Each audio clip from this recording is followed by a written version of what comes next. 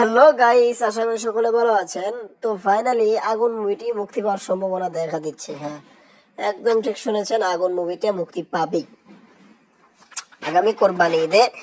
যে আপনারা ওই যে অস্ট্রেলিয়ার স্বপন চৌধুরী, যিনি ফিল্ম ডাইরেক্টর ছিলেন এক সময়ের, তার সাথে বদি ভাইয়ের কথা হয়। সে জানায় যে আহ মানে স্বপন চৌধুরী বদি ভাইকে জিজ্ঞেস করে যে আগুন মুভিটি কি আসলে মুক্তি পাবে নাকি এমনি এমনি।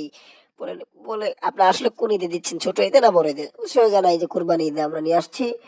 তো সেই বলে শাকিব খানের কাছে কাজ কমপ্লিট, বলে হ্যাঁ সমস্ত কাজ কমপ্লিট, শুধু দুটো ডাবিং বাকি, না শুধু ডাবিং কমপ্লিট, সবকিছু কমপ্লিট, সিকুয়েন্স যা আছে সব কমপ্লিট, শুধু এই দুইটা গানের শুট বাকি আছে।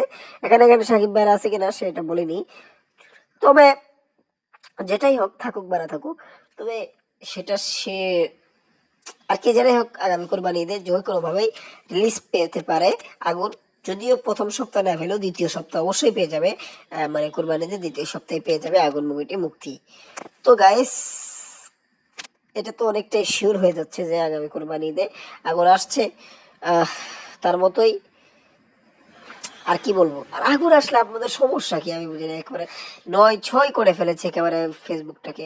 বুঝছি না তো কিছু আমি একেবারে। আগুন আসলে সমস্যা কি ওদের আমি বুঝি না, আগুন কেন আসতে দেয় না? আগুন তো একটা ভালো কিছু দম আছে তো, কন্টেন্টের দম না থাকলে কি আরে দেয়? হ্যাঁ, কন্টেন্টের দম না থাকলে দেয় নাকি? বুঝেন নাই ব্যাপারটা ভাই। যেটাই হোক, কন্টেন্টের দম আছে বলেই তো আগুন আসবে কুরবানিতে। তো মিশা সওদাগর আছে, জাহিদ ইসলাম আছে, অনেকে আছে। তো শুভকামনা রইল। Thank you.